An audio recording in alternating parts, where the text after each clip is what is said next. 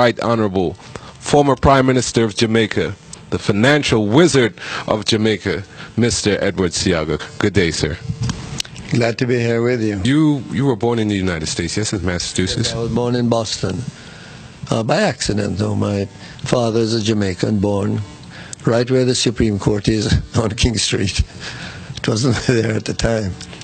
And my mother, her father was among those Jamaicans who went to the Panama Canal zone area at the time that the canal was being built, and he was an engineer on that project, and she was born in the canal zone. But she was a Jamaican by virtue of her father's birth in Jamaica. So that they're both Jamaican parents, and I claim my Jamaican citizenship as a result of the citizenship of my parents. But there are people now who would give their right or left arm for an American citizenship, but you relinquished your American citizenship in order to accept your Jamaican heritage. Now, was Garvey or Garvey's politics or his philosophy instrumental in your decision? No, that was my decision. I don't believe you can serve two flags. You can only have allegiance to one flag. And I did that at a time when I had left college and I was emerging as a man in my own right. And it was time for me to take a decision. What country am I going to give my allegiance to? What country am I going to continue to live in? I didn't know any other country. I came to Jamaica with my parents when I was 3 months old, and I never went back to the United States until I went to college at the age of 18. Spent 4 years there.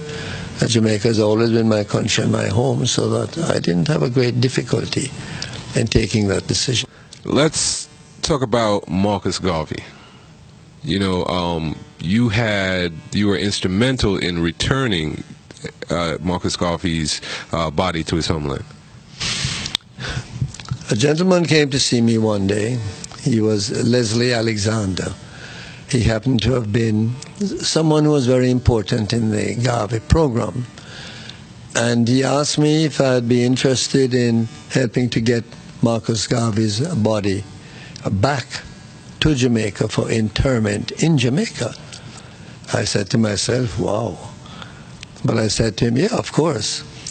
We had hurdles to cross, though, because Marcus Garvey was then in his second marriage, and when he left Jamaica to go to England, it was with his second wife. When he died, she had control of the body. His first wife was still in Jamaica.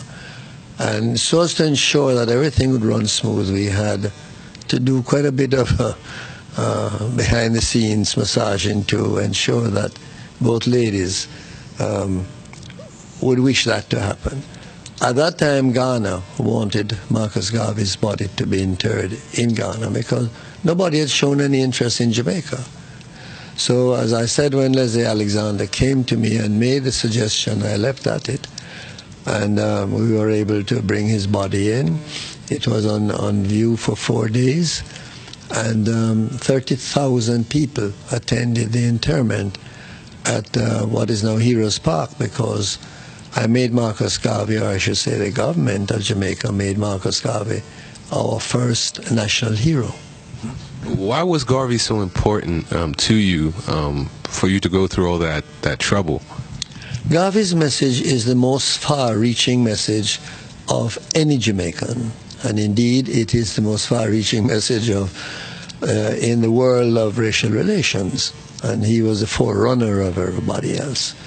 So he had a message that could change societies, and not change an industry here or an industry there, not be classified as a project or a program. It could change mankind. And that is what he did. He started the ball rolling. And with his great eloquence and oratory, he covered ground that today it is amazing to think of it. He had organizations set up in 40 different countries, and a very, very large number of members and followers. And you were doing it at a time when you didn't have all the mechanical help and the electronic help of loudspeakers and television and that sort of thing.